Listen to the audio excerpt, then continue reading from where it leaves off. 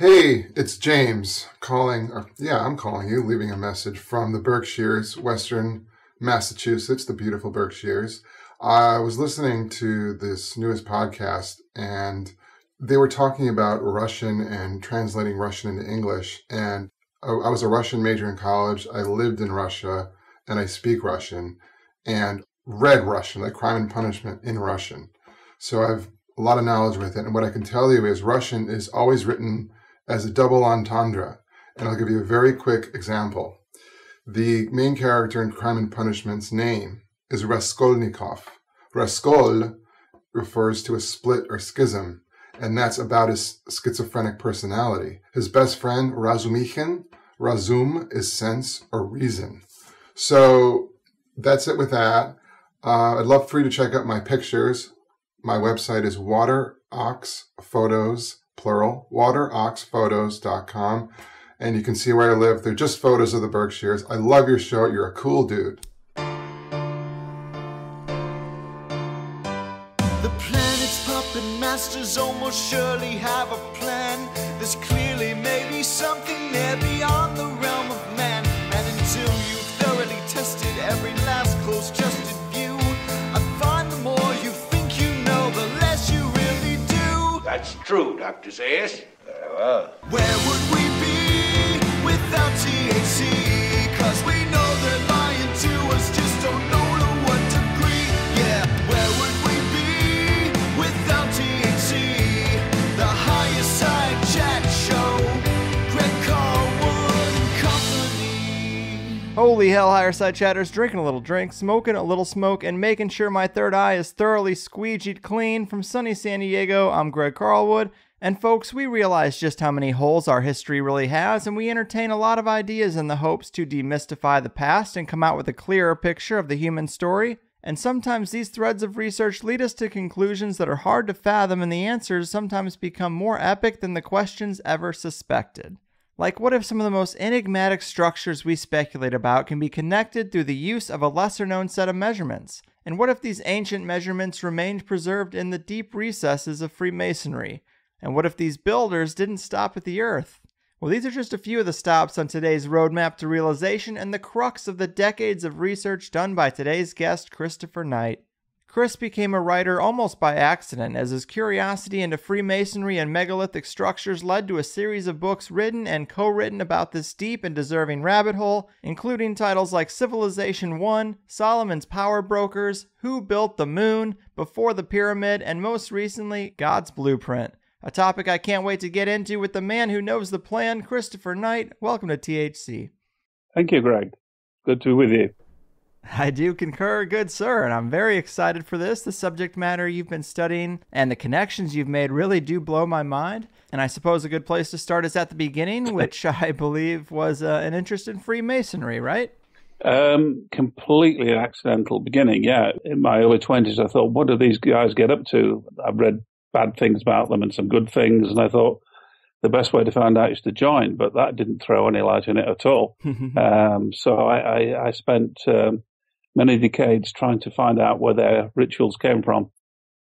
Right on. So yeah, the rituals of Freemasonry, they seem shrouded in mystique, and that leads to all sorts of rumors, but seeing as how you've gone through some of these rituals firsthand, can you detail some of the strangeness you encountered with them?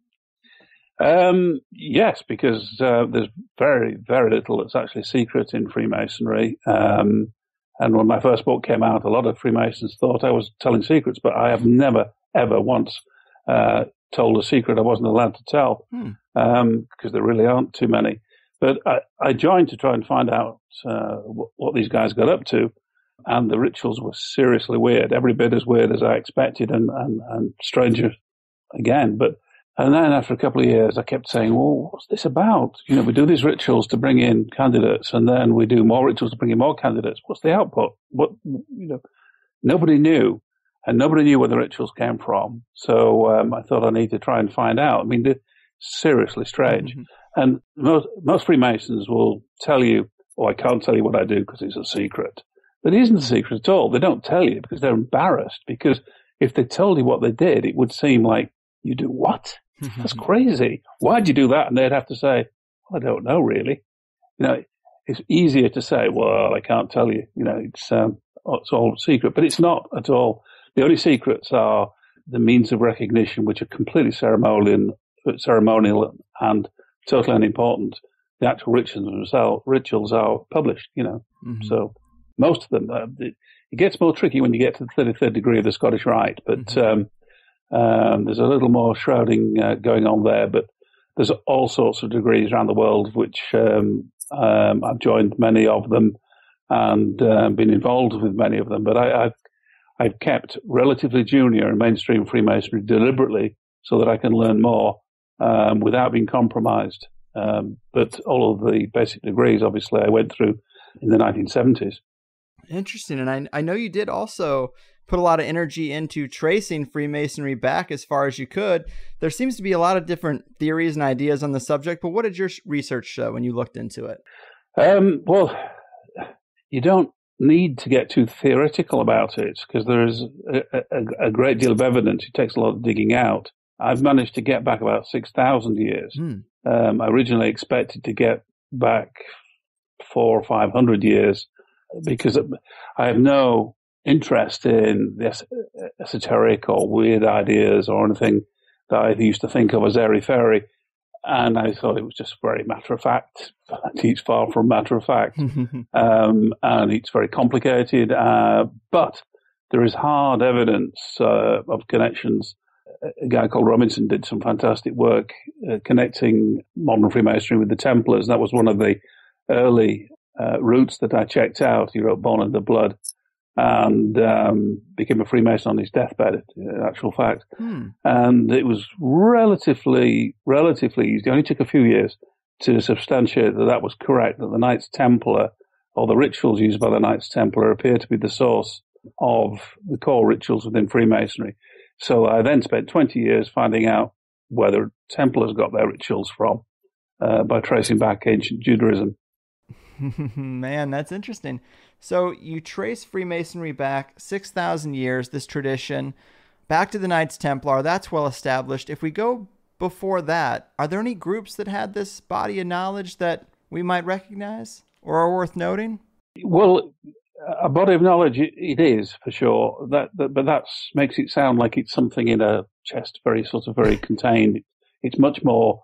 It's much broader than that. But what I found is the Knights Templar, who dug in the Temple of Jerusalem in the early 12th century, had found all sorts of things that turned them from being poverty-stricken nomarchs into the world's richest, most influential people within a handful of years. And so what I wanted to try and find out is what they had found and how they'd found it under the Temple of Jerusalem.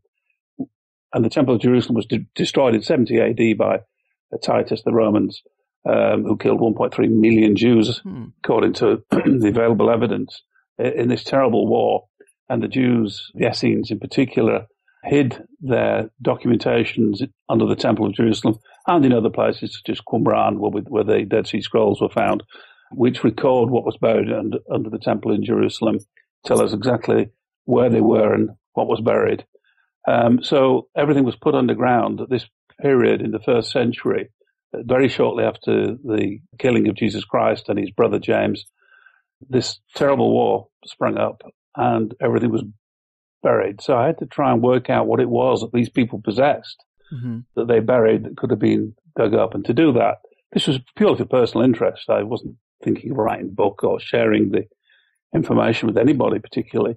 I went back to the earliest known times of pre-Judaism and reconstructed what it could be that they buried. And I didn't expect to succeed, but I pretty well had a clear idea because there are 2 or 3 strands of Judaism, and modern Judaism is little connected to the Enochian Judaism that was very, very important in that period. So it is somewhat complex, but for sure it follows down that route. But as you go back further in time, it gets richer and more diverse, but the evidence gets harder. My first book, The Hiram Key, was fairly philosophical, trying to put things together and make sense of patterns. And people could say, well, I disagree with that. And I'd say, fine, okay, disagree. But the evidence suggests to me this, and this. But as the years have gone by, particularly relatively recent years working with Alan Butler, it's hard science. We only deal in testable, checkable facts. So it isn't the case that someone can say, well, I disagree with that. You say, why? Where's your evidence? Mm-hmm.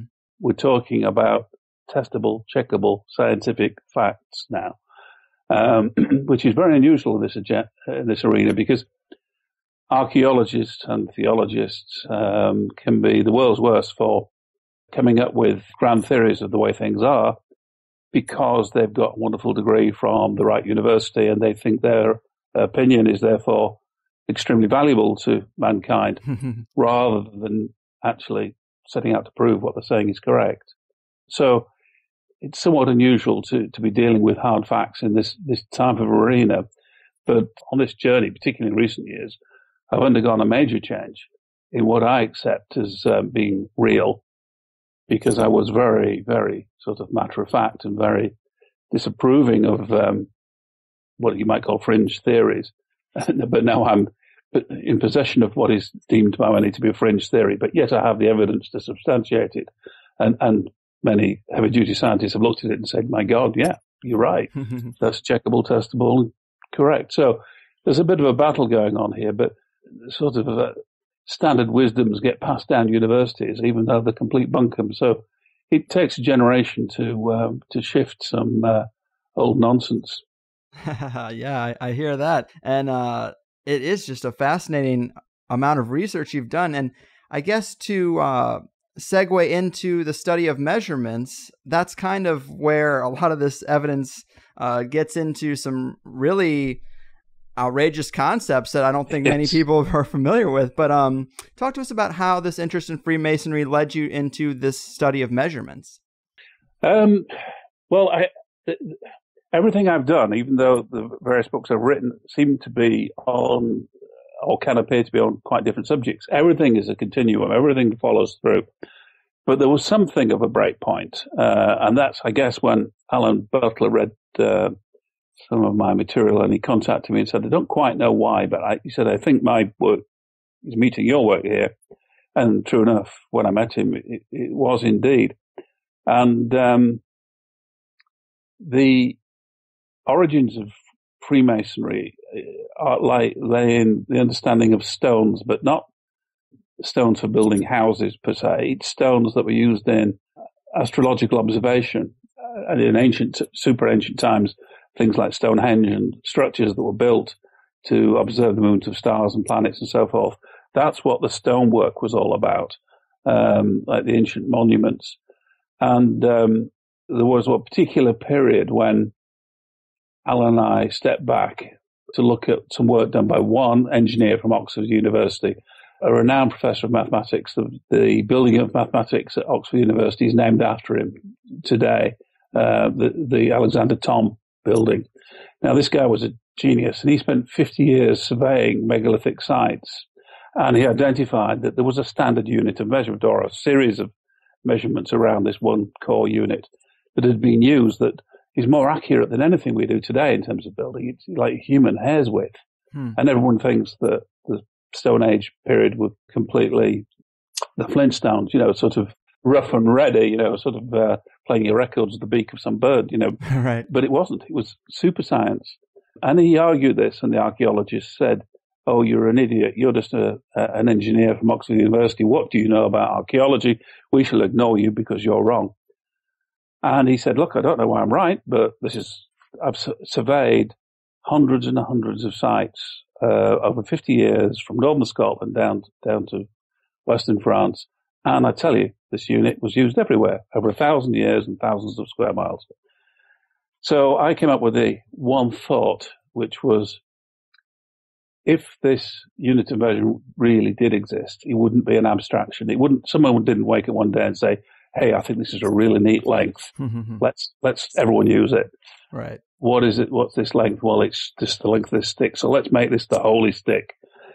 He admitted that wouldn't work. You couldn't do it. It physically wouldn't work. So my gamble was that somehow there was something in nature that was repeatable. Everyone could, in isolation, if they knew how to do it, could work this out.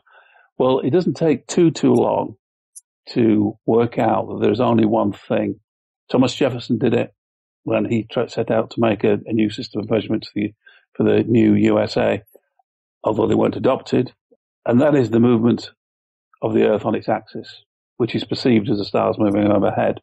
So if you can measure the movements of those stars appropriately, you can produce units of length, of time, of weight, of mass, of capacity, of everything, even temperature. Wow. And it all stems, that was the hunch. And very, very quickly, bingo, we found exactly, because it's so basic and so important, exactly what he did. And then afterwards, after publishing the book to say this, we found the archaeological evidence that fitted it. Now, the proof of any good theory is to subsequently find evidence that bears it out. Well, that's exactly what happened. We found huge amounts of really important archaeological evidence that just bears this out completely. So it's turned from opinion and theory to check out the facts, man, you know? Yeah. Let's not debate nonsense. Let's debate some hard facts. Get your ruler out. Check this. But the really seriously weird thing, of course, is that this system that existed 5,000 and 6,000 years ago, which is very demonstrably there, is not something that disappeared. It is the basis of the imperial measurement system. It is the basic of the metric system. Both are two halves of the same thing and can be tracked back, and they're both perfectly astronomically perfect within this system, which shows an understanding not only of the Earth, but of the moon and the sun as well. Yeah, it is pretty amazing. And it's crazy. It is. And let's look at some of that archaeological evidence. What are some of the first big structures we see using this set of measurements? Some of the henges, right? Exactly. The really astonishing ones we found were not far from where I live in Yorkshire, in England, which is a happy coincidence for me because I've traveled all around the world looking at all sorts of things. So it's just very strange that it's relatively close to my home. But they were building these things 5,500 years ago before they started building in stone. And there are 3 gigantic henges, which are circular earthworks, which are still there. And they're 1,000 years older than the pyramids of Giza. And the pyramids of Giza are an exact copy of them. Right. The center is identical. It's reduced scale because the pyramids aren't as big, but they're for exactly the same purpose. The really interesting thing is, once you understand the principles that had to be used to site the pyramids of Giza near Cairo, all the calculations were done in England at this site. It's very evident that, I don't know whether the Egyptian astronomers came to this location to borrow this 1,000-year-old information, or whether the people that built it 1,000 years earlier were Egyptians that had come to this site, because it's very astronomically important point on the Earth. So I'm not saying that us Brits invented the pyramids at all. I don't know who did it. All I know is where they did what and how and when, because you can work all that out from the astronomical effects. And the pyramids, for sure, are a copy of Orion's belt. A good friend of mine, Robert Baval, has written hugely about that Orion arrangement. Mm-hmm. In my view, he's got it slightly upside down, but we still have heated debates about that, Robert and I. But the fact remains that this site is 1,000 years older, far bigger, and exactly the same layout is in the UK here. And the dimensions of it are perfect for the measurement of the system of measurement that we'd identified from this Professor Alexander Thom, to the point where they are so detailed and so accurate that they led us to understand a very special nature of pi. And we were contacted by a professor in Canada who happens to have a PhD in physics and in chemistry, which is unusual. And he said, this is actually a breakthrough for mathematics, let alone archaeology. How on earth have you done this? And we said, well, we didn't do it. These ancients did it. All we've done is spot it. Mm-hmm. So these are very, very important sites. And little known, they're at a place called Thornbury. And there are tens of thousands of sites in Western Europe that show exactly the same thing. Yeah, I think that would surprise some people that Stonehenge really is just one of many henges, many stone circles out there. And a very recent one, a very young one. Yeah, Stonehenge being one of the youngest, and there's not a lot of researchers out there making that connection between these henges and Egypt. I mean, that and the pyramids. I mean, that's pretty radical. To play devil's advocate, do you think that these two different groups could have stumbled upon this information independently, kind of like Jefferson did, or is there evidence that there was actually a connection? That's a good question, because for sure there are some basic science facts that would cause people to stumble on the same things as you say, as Thomas Jefferson did. But that is not the case, because there are too many connections. Like the basic unit of area that was adopted for use in ancient Egypt is identical to that used at Stonehenge. There clearly was an interchange between the two cultures, or it was one culture. There may have been a international priesthood that exchanged ideas and went to different places on the surface of the planet to get different astronomical advantage. Because the Thornbury site, for example, is exactly 1/10 of the polar circumference of the Earth from the North Pole, and has other features as well. So they picked out these locations for very precise reasons. So it may well be that there was a single, what we might call priesthood or group of scientists. I mean, the priests are scientists for the same thing. Stonemasons, they were all, they're one and the same people. Right. It all went backwards a little bit when the kings rose up in Egypt, the period of the kings when they became vain and they wanted this magic, and they wanted to turn it into something that made them live forever. And the scientists will have gone, oh my God, what's he doing? It's not about that. It's much more important than that. But there again, having said that, there's very clear evidence that also what they were doing was directly connected to the essence of what being a human is, and had all sorts of connections to the way the brain functions. Their science was far from backward. And I speak here as someone that just doesn't believe this sort of stuff normally. Right. I've been an atheist to all intents and purposes all my life, and I'm no longer. And I've been very disbelieving of non-standard theories until relatively recently, and now I have to admit that I've had it wrong for many, many years. Man, so much information. Me being conspiratorial minded, I'm definitely intrigued by the idea of an international priesthood looking for vantage points around the planet. I think that's pretty interesting. But you mentioned that you think Bauval has it upside down when talking about Orion's belt and the pyramids. What do you mean by that? I think a lot of the listeners will be familiar with Bauval's ideas. What do you mean by he has it backwards or upside down? Yeah, sure. His main critics have said he appears to have it upside down, and he says nonsense. I've done this properly. And because it doesn't quite fit with Orion's belt, he said, well, they weren't that good or engineers. It couldn't be that perfect. And I said, look, Robert, look at it the other way up. And it is absolutely perfect, as indeed the Thornbury henges are. These guys were not dumb. They had methods which I believe I have at least one way of doing it, of transferring what you see in the sky onto the ground with huge accuracy, with very simple tools. But what I believe that they did is that they believed that the world above was on the same plane. So the people in the afterlife, the Duat, were looking down onto the pyramids. So the pyramids, if you were looking beyond the stars, if they were on a canopy, they would look the same looking down, whereas Robert's looking at them as a mirror image. They weren't a mirror image. They were looking straight down. So, wow. I believe the slight inaccuracy is due to the fact that he's got the wrong star at each end, the center star being the same in both cases. Got you. Literally upside down. Yeah, it is just a simple way of interpreting the way that they wrote about the afterlife.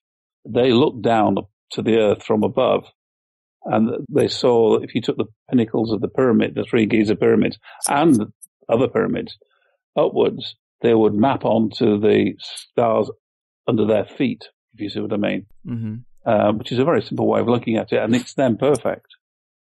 But Robert's got a lot of energy invested in the original argument and doesn't want to move.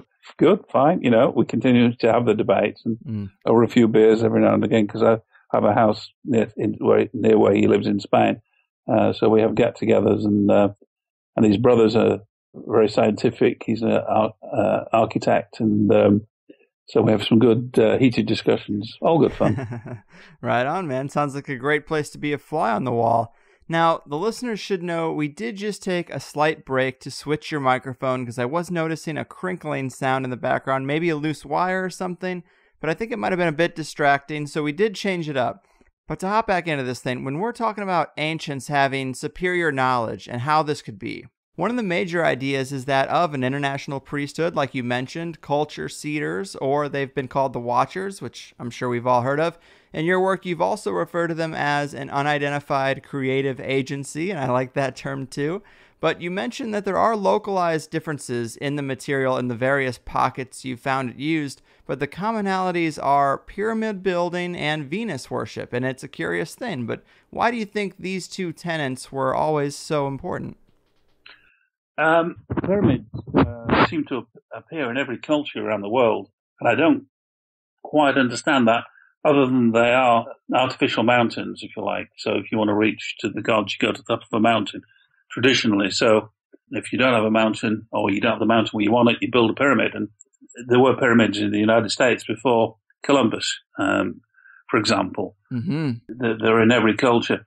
But the worship of Venus is very different. Because it is like a clock.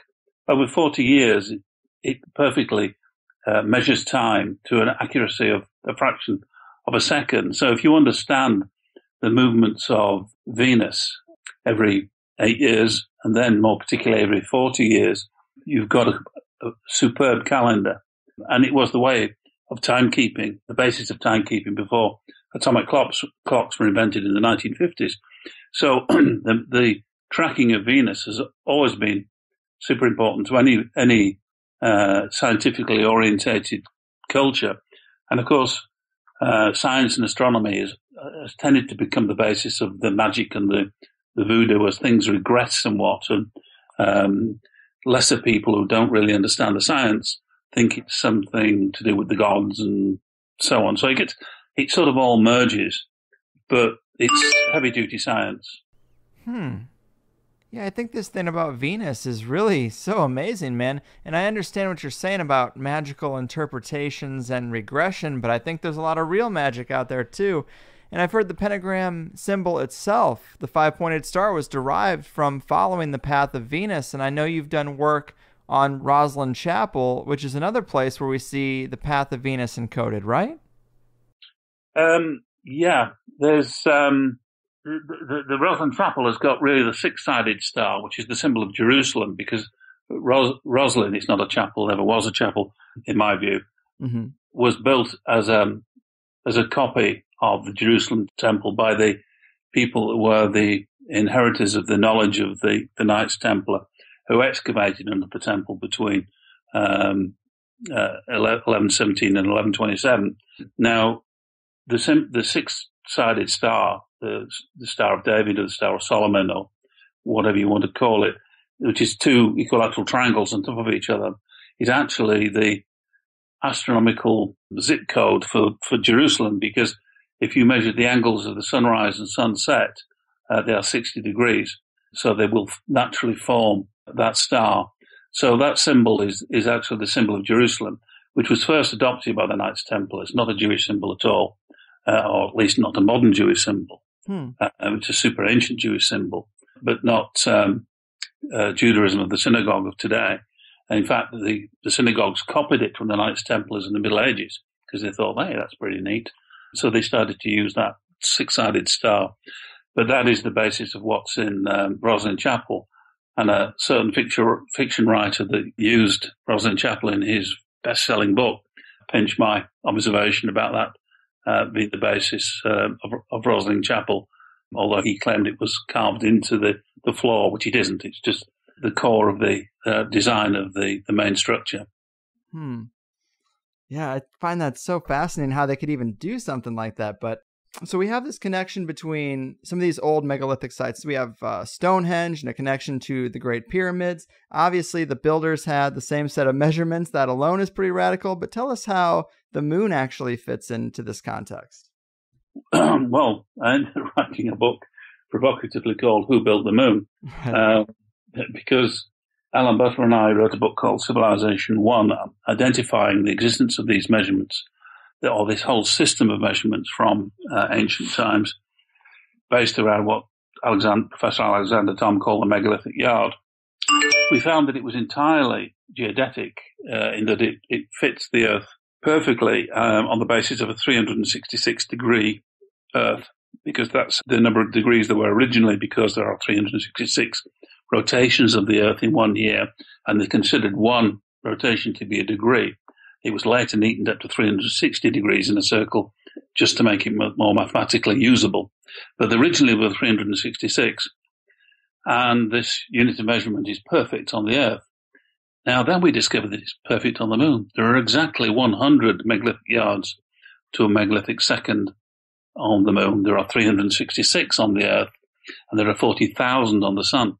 Perfect, to all measurable levels. And we tried every other planet in the solar system, nothing at all. Mm-hmm.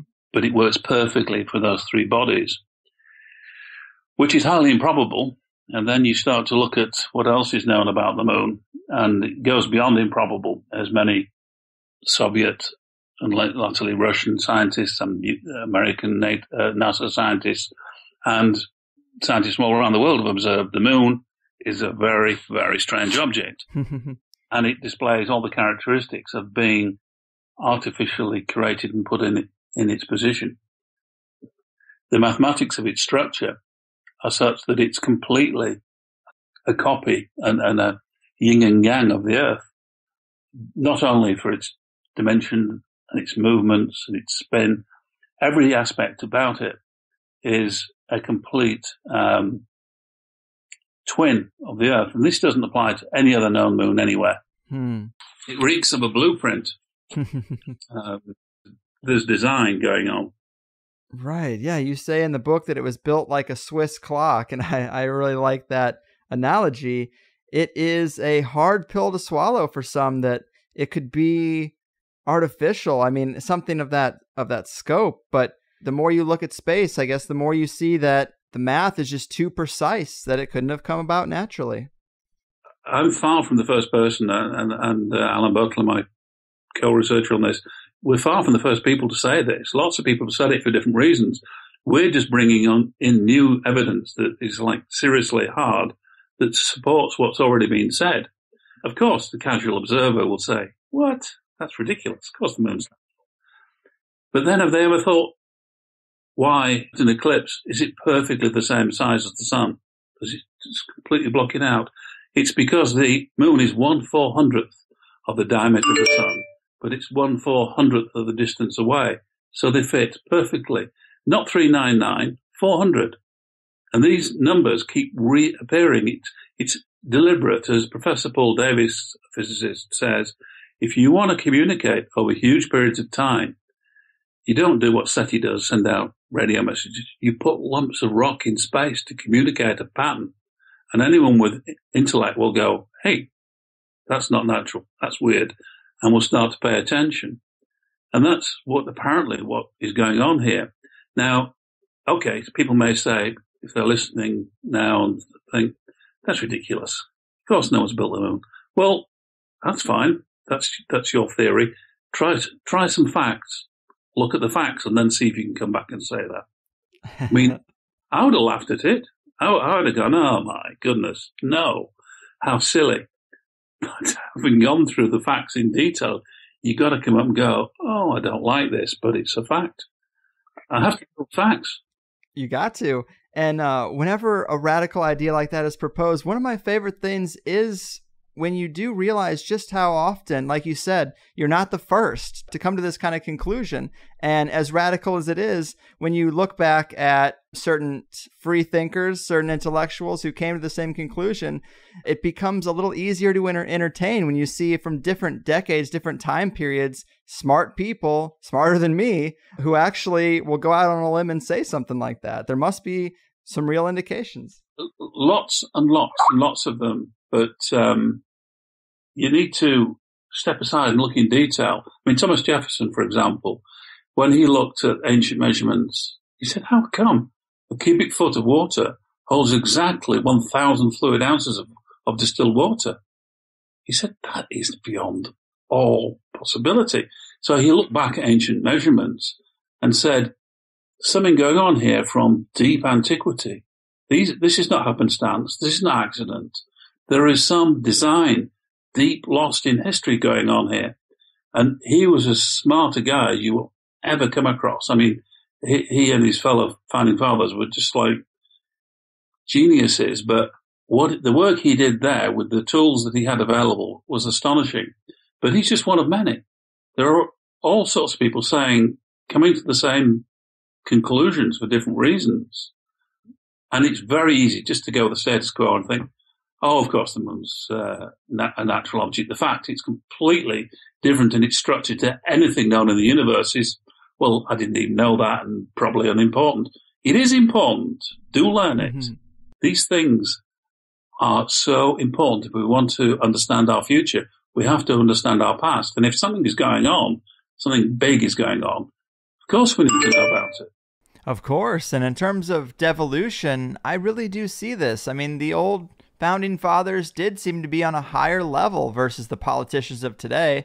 And then look at the writing and language of that time and how things are written at a 5th grade level today. It seems clear there's been regression, but I'm skeptical and I'm curious. Do you think it's some big unfortunate accident that we've gotten less intellectual, or is it the result of an orchestrated campaign from the top? Because behind the curtain, it seems like important knowledge is still traded and shared, just not with us. I've spent quite a lot of years saying that that's a completely unnecessary conclusion and almost certainly wrong. But I'm certainly less sure now. Well, I know for a fact that there are certain people, or there is a group of people that are more advanced than, or haven't regressed as much as others have, that does exist. How much power they exert, I don't know, but they've been pretty important in Washington, D.C. over the last few hundred years. Mm-hmm. And that sounds incredibly conspiratorial. And I've always sort of despaired of people that have those sorts of views, but the evidence is rock solid, you know. Right. I love it, man. And a little bit more about the moon. I mean, this is so epic. Who could have done this? Could it have been the Cedars of Knowledge many, many years ago on a previous pop-in? No. This is from the beginning of time. I mean, the moon is pretty well known to be largely made out of material removed from the Earth's surface, which is largely now the Pacific. It doesn't have a central core like the Earth. It has various gravitational fields just under its surface distributed around it. It's not natural. It doesn't have, and it's not dense enough. And its positioning is completely improbable. And its position now is exactly in the position to alert us to its importance. It hasn't always been in that position. It's moved out and out and out. So it's speaking to us now. And in my book, God's Blueprint, my most recent book, I've suggested that God has done this to make a connection. Now, I'm not talking about the God of religion. Ooh, good. I'm not I don't belong to any religion. It's just there is an absence of words in the English language to describe what you're talking about. I'm talking about a higher being that designed everything and for sure designed the universe. And not only the solar system, but the universe 13.5 billion years ago.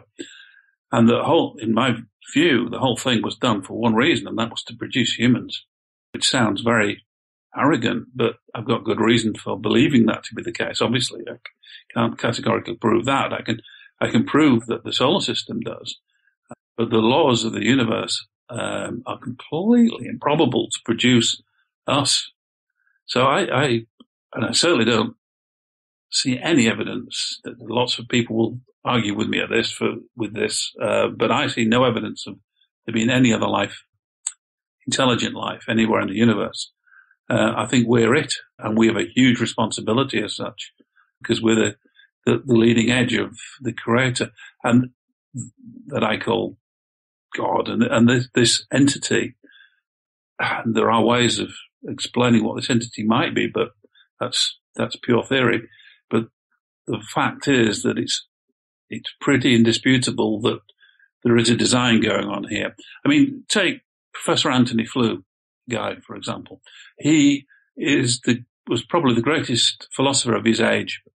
He died relatively recently, at a good old age, and he spent his entire career being a champion of atheism, writing books and papers, and his whole career, and a very famous man, saying there is no need for religion, it's ridiculous, the idea of God's ridiculous. And he turned around at the end of his life, not because he was frightened of dying, and said, the evidence has now become clear, my life's work is wrong, there is a plan, there is a creation here, it's inescapable, the scientific evidence is there, I have to say I'm wrong.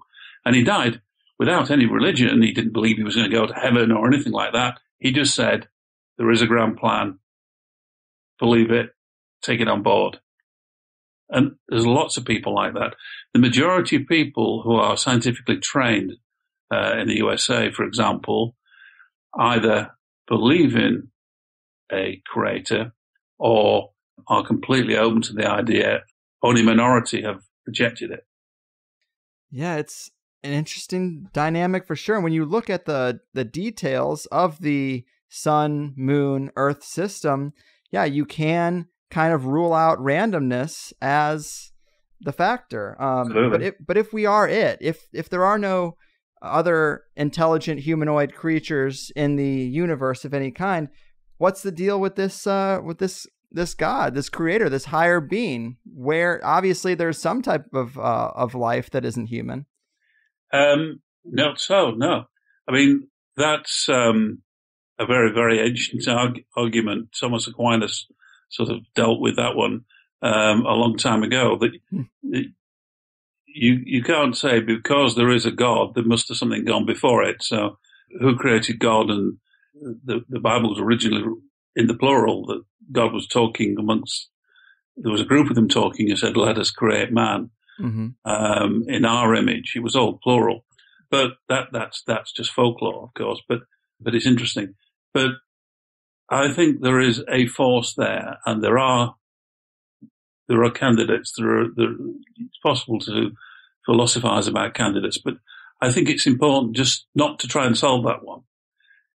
First of all, you've got to accept, is it random?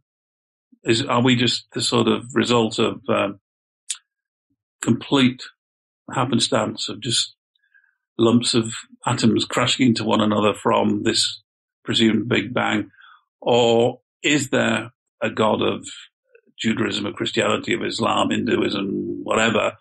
Or is there something different? Is there just a pattern? Is there a plan? Well, religion's in its own place, and it's got its people that are adherents have got their own beliefs based in revelation of people and prophets gone in the past, and that's fine, and that's for them to believe in. But if you have a scientific bent, you've actually got to say, well, what does the science tell me? Well, actually, the science tells you that there is a pattern, that the notion of randomness is perverse. You're being silly, basically. Of course, you can be lazy and just sort of say, well, it sounds reasonable to say it's all just chaos and accident. Well, actually, no, it doesn't fit the facts. So if you're interested in facts, you've got a tension. And if you find it difficult then to sort of identify who I call it this entity, God, but so just for want of a better word, you can't identify who the God is. Well, that's your problem. It doesn't stop the fact that something or somebody or whatever you want to call it has done it. It's like you find somebody who's been very clearly murdered. Just because you can't work out what the murder is doesn't mean they weren't murdered. Yeah. You've got to take the facts as you find them. That is true. And it does seem like the earth peoples just like an apple tree apples. But you do entertain a few other ideas in who built the moon as to who it could have been or what it could have been. And my favorite idea is human time travelers. But as out there as it could be, how could that be possible if the moon is needed to sustain life on the planet? Doesn't that kind of create a paradox if we're to assume humanity started on the Earth? No, there's no paradox there at all. Only an apparent paradox, because most people aren't very good at dealing with apparent paradoxes. That's me. Yeah, that's most people. I mean, like, try and do a self-help course in quantum mechanics, you'll probably get confused because it's not entirely simple or logical. The only theory, and I put out 3 in Who Built the Moon as potential candidates, the only one that is scientifically squeaky clean is the human time travel one, because all serious scientists now accept that travel backwards in time is possible and will become possible, not necessarily for individuals, for people to do it, but for materials to do it. Mm-hmm. For sure. I don't think there's anybody that's sort of really serious suggesting that that isn't the case. So if at some point in the future we became capable of sending some sort of drones back that could create mini black holes, and I'm being poetic here, I don't know what I'm talking about really, to hoover up chunks of the Earth's crust to create the moon to the right density and then place it in the right position, they could do that. So it's the only one that fits the facts, because another one is that the God of religion just did it miraculously, but that doesn't actually help, or that aliens from somewhere else came and did it. But you're talking about very, very early on in the development of after the Big Bang, and where would these people have come from, or these creatures come from? Why would they have done it? And why invent something that doesn't exist? We know humans exist. We know time travel is entirely accepted as a scientific possibility. So why invent these little green men from the planet Zog when there's no evidence at all for any life of any description, even microbes out there? So it's a case of just going for the most rational answer for me on that. So that's where I was when I wrote Who Built the Moon. Each of my books, my own thinking matures and changes, and I'm really love to hear from anyone that's got other ideas. But let's agree on the facts first, and then we can all debate the possibilities. That's a fair point. And I, too, was an atheist for a long time, and I had psychedelic experiences that kind of shook me from that core belief. But I guess in this context of the moon, if someone built it, wouldn't the idea of intelligent humanoid creatures be more likely than a supreme spiritual entity? Because at least we know that intelligent humanoids exist. We don't really have the same evidence of highly intelligent spiritual entities existing. Well, I think, again, you're trying to rationalize it in terms of the traditions of Western cultural thought, which is entirely logical. But I'm not talking about a spiritual entity, spiritual in the sense of a benign figure that looks after us and looks down and is stationed somewhere and that cares about us on a one-for-one basis. It could just be the cold logic of the material that brought itself into existence to have a determination to transcend the end of the universe. We're told by scientists that you project everything forward and we will end up with all matter evenly dispersed everywhere as a series of atoms, a tiny bit above absolute zero of porridge of nothingness. Now, supposing if the universe had somehow created itself at this big bang point when there was nothing and then there was something, there was time, there was matter, and there was this explosion, and somehow this, and I'm being poetical here, but this material decided that it didn't want to have this fate of being this equally dispersed porridge just above absolute zero. Therefore, it had to get an intelligent bit of itself. Now, human beings are the Earth. We are part of the Earth. We think of ourselves as being on the Earth, but we're not. We are the Earth. Right. So we're like the neurons, the intelligent, the brain of the Earth, if you like. Us and other higher animals. And all animals are one. All life is one on the Earth. For my money, that is. And we're on this surface of the Earth, like the cells on a brain. And what if we're charged to become intelligent enough to really understand how to steer the course and direction of the whole universe? Is that our mission? If it is, we've got to stop doing these silly, crazy things we do to nearly wipe ourselves out. We've got a bigger responsibility if that's the case. And I also believe from my research is that there is information and text and communications from this force embedded in us that we need to release and can release to take instruction of what we need to do. And we're just part of this greater force. Now, that's very philosophical, and people, can disagree with that, obviously, because it's yet to be anything approaching proof. But the suggestions are all there. Mm-hmm. So it transcends religious thought per se, but it's not. It doesn't displace religious thought. I think they can be bedfellows. That's fair. Yeah, I could see how that could be. And DNA does point to some type of code too. That is an interesting thread. But another thing you wrote in the Who Built the Moon book that caught my attention was this little paragraph here. You said, perhaps the values programmed into the Earth by the unidentified creative agency were so fundamental that any intelligent life form evolving on the Earth would respond to them. The relatively recent discovery that pendulums go haywire during a total eclipse could point to brief interruptions of this earthly harmony. And I didn't know this about pendulums, but I have had guests that talk about the importance of the eclipses and even equate them to some sort of system reset or hack. And it could be an interesting clue. What are your thoughts on this? I like to, over the years, dig out the facts, but to get to a fact can take tens of years. It can, and you may never get there anyway. Right.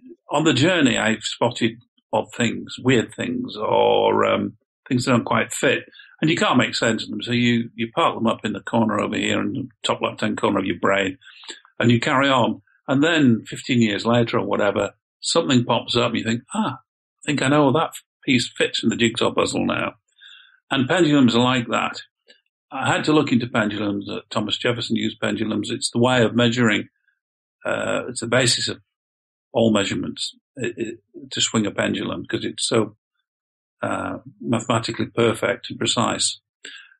But as you say, as I report in Who Built the Moon, they go haywire, or they can go haywire during total eclipses, and no one fully understands that, and there's no particular understanding or reason as to why that should be.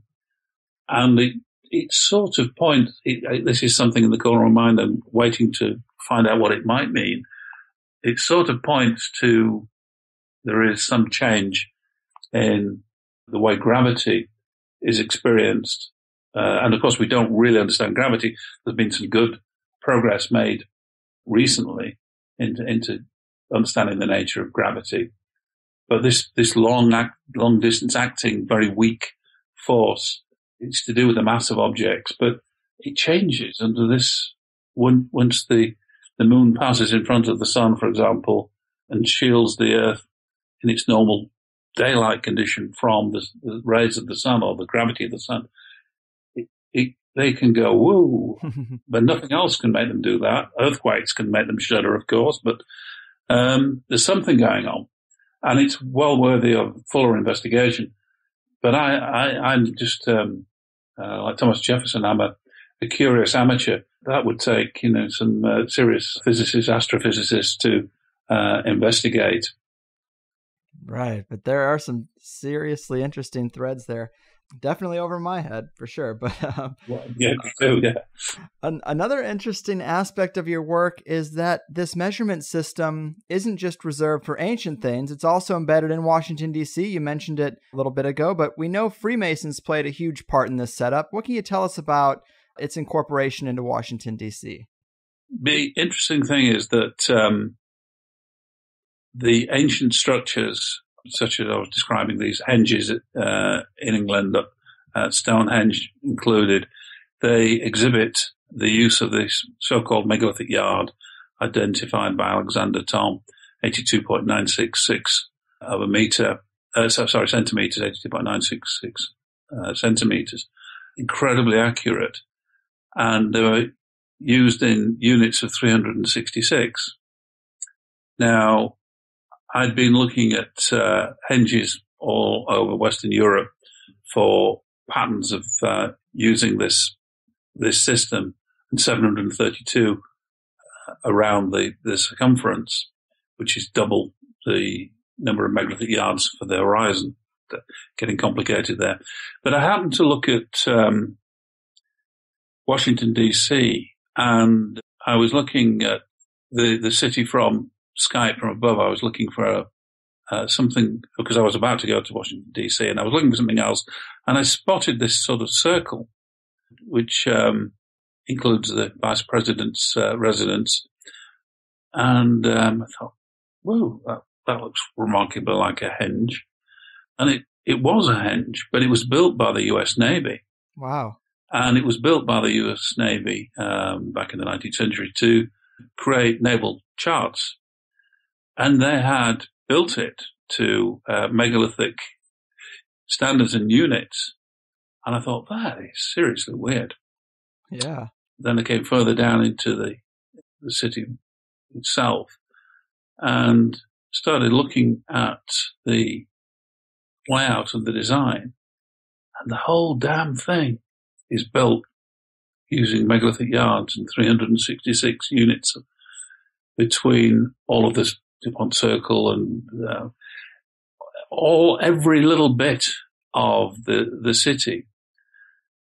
And then from the park south of the White House, there is an ellipse. And in the center of this ellipse, which is mega important, is an exact number of megalithic seconds of arc to the Capitol building. And then to the center of the Pentagon and back again is exactly 33 degrees. Now, that's pretty weird in itself. And I'm talking to an accuracy of inches. And the door to the Pentagon faces directly to the Capitol building. So we started to look into the Pentagon, because that's obviously the most recent. The part by the White House has had a very strange history. But you think, well, the Pentagon, of course, was only built at the beginning of the Second World War, very rapidly indeed. So you look at FDR, Roosevelt, building that. Now, he was a 33rd degree Freemason. 32nd at the time, he became 33rd degree. And he designed the Pentagon and its location. It was going to be built at a place called Roslyn, just a little bit north of Pratt's Bottom, where it's now built. The place, it was called Pratt's Bottom. And Roslyn, they'd started building in Roslyn because they knew the war was coming. And they knew they needed a headquarters for the military and intelligence into the new hub. Mm-hmm. And Franklin D. Roosevelt said, stop. I don't want it there. I want it down here. And he pointed to a place that was all bog and it was completely derelict and unsuitable. And they said, Mr. President, that's ridiculous. And he said, look, who's the boss around here? I want it there, exactly building like this. And I want it building to this design. And the design that he insisted upon using is a design specified in the 32nd degree of Freemasonry, which represents the five factors of the forces of defense of the United States of America. And it faced the Capitol building. And because it was built there, it fits into this ancient old design for the city that stems right back. And even the Second World War Memorial that was built in this century conforms precisely to these ancient measurements. So whoever's doing it, still planning it, and still well aware of the units that they need to use and the patterning that they need to use.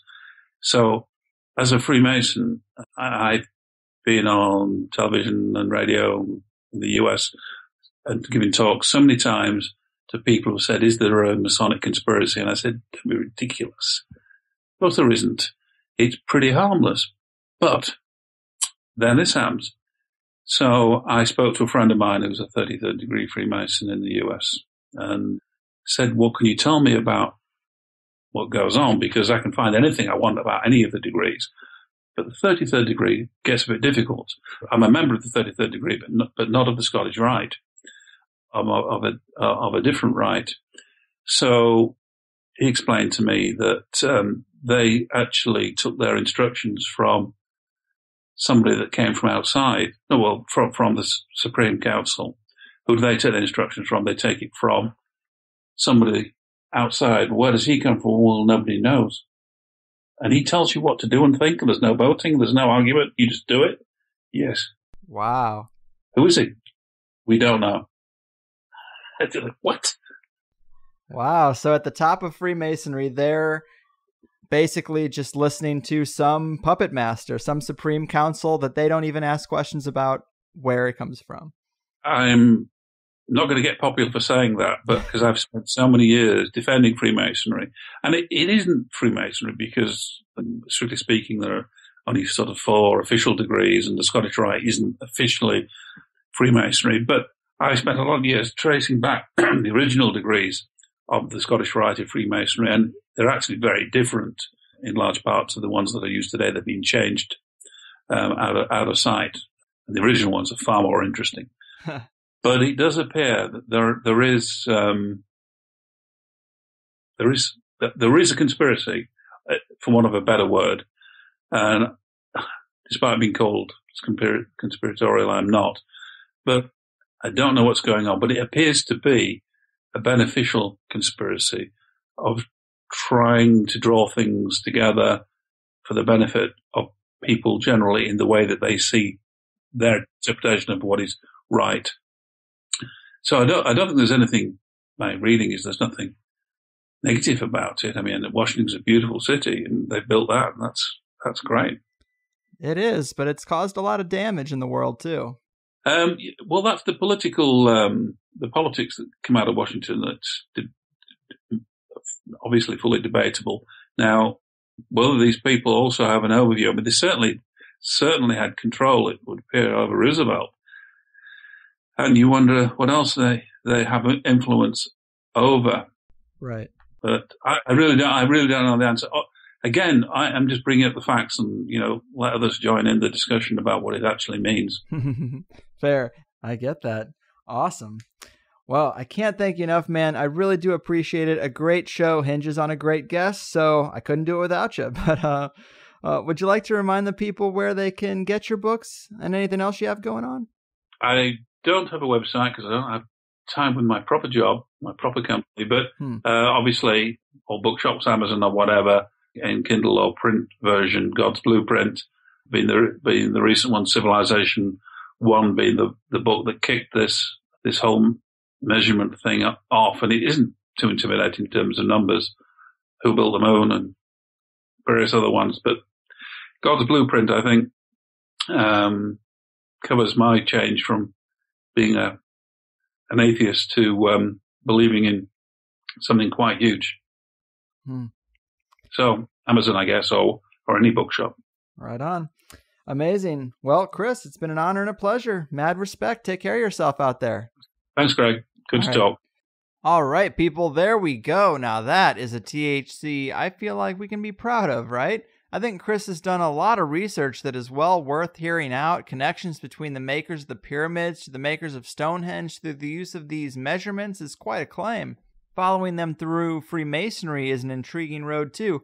I like a guest who lets me down easy when I ask the off-the-wall questions, but it's a conversation I consider educational, even if you don't agree with everything you hear. Like, I definitely don't think we're alone in the universe, and the absence of proof doesn't really mean we should conclude that there's nothing there. I think we should just say that until we can check every corner of the universe, maybe we should just put a pin in it, but that's just me. Either way, I'd say this one's got just the right balance of substance and speculation. The THC sweet spot, if there ever was one. And I hope you guys concur with that. We did have a couple early sound issues. I hope everyone made it past that. I don't know how I didn't catch it, but I was so into the material that all of a sudden I heard the crackling, and my first thought was this here the whole time?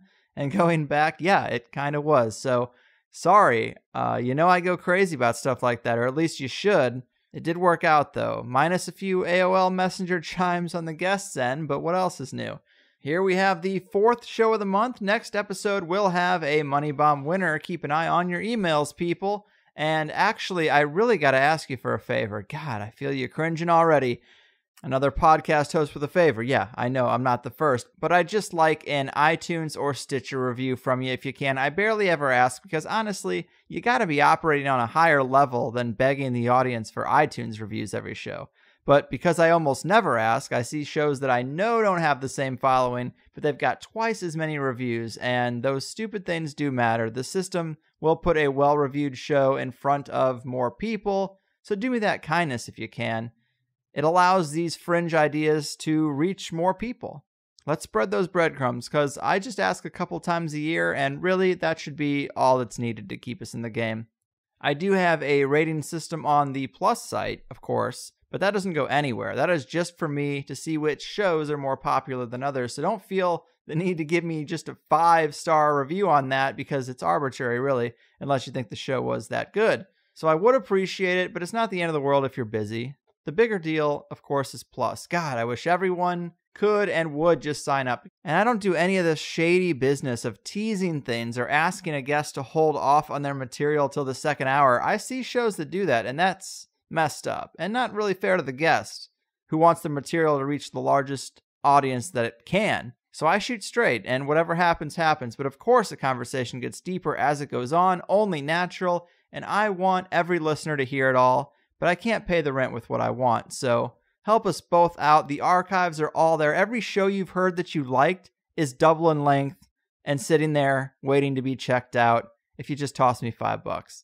I try to make THC entertaining, but also valuable in terms of educational or thought-provoking subject matter. I don't think these are just your average throwaway podcasts about nothing. Maybe it is for some, but THC University is pretty cheap by comparison. And in this extended show, we got deeper into DC. Is the geomancy of Washington, D.C. the reason why it's been so successful and dominant on the world stage since? I don't know. We also revisit the importance of this object recovered under the Temple of Jerusalem that was talked about in the first hour. And my favorite part, tracing back the elite families and tracking them through the power centers of the past.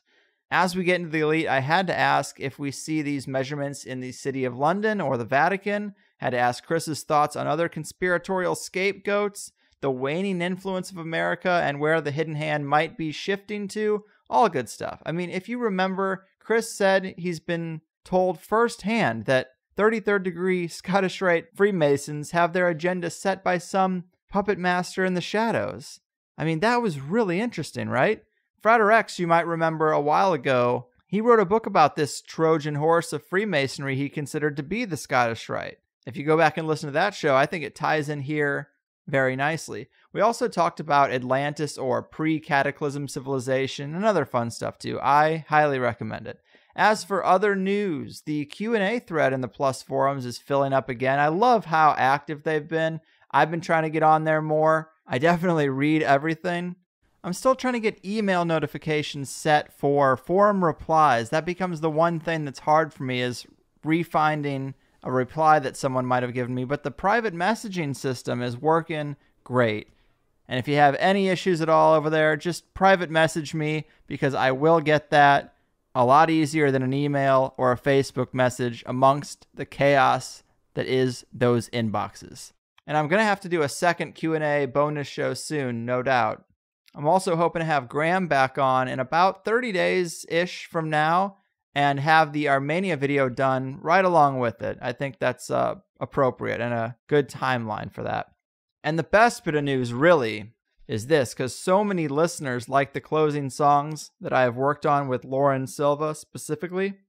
And just lyrically, I mean, her and her guys do everything else.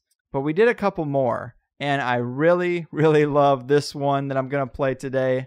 It's a Higherside twist on a popular song, and it touches a lot of the topics that we love dearly. And this, along with the other tracks, will be added to the downloadable list of songs on the Plus site. I put a lot of work into this show after last week's. I hope it paid off. I have more good ones coming, but until then, I gotta get out of here, and you gotta hear this song. So that's it for me, people. Your move, mysterious moonmakers of the megalithic yard. Your fucking move.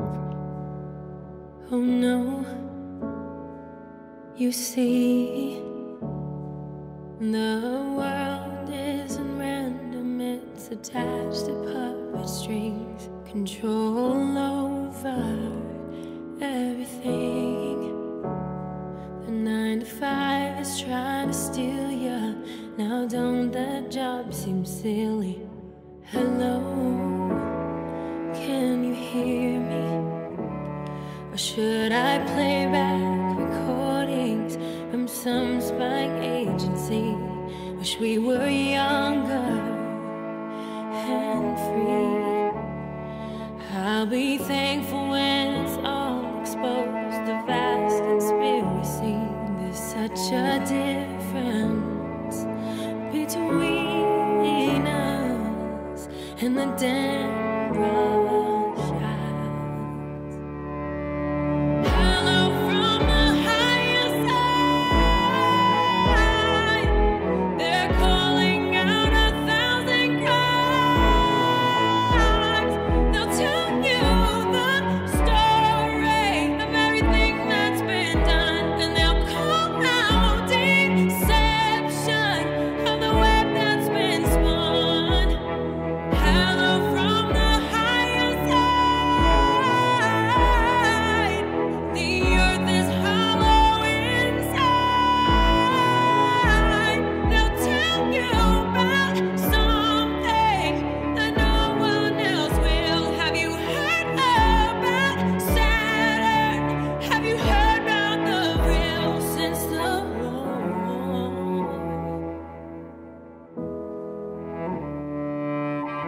Oh no, they're cartoons.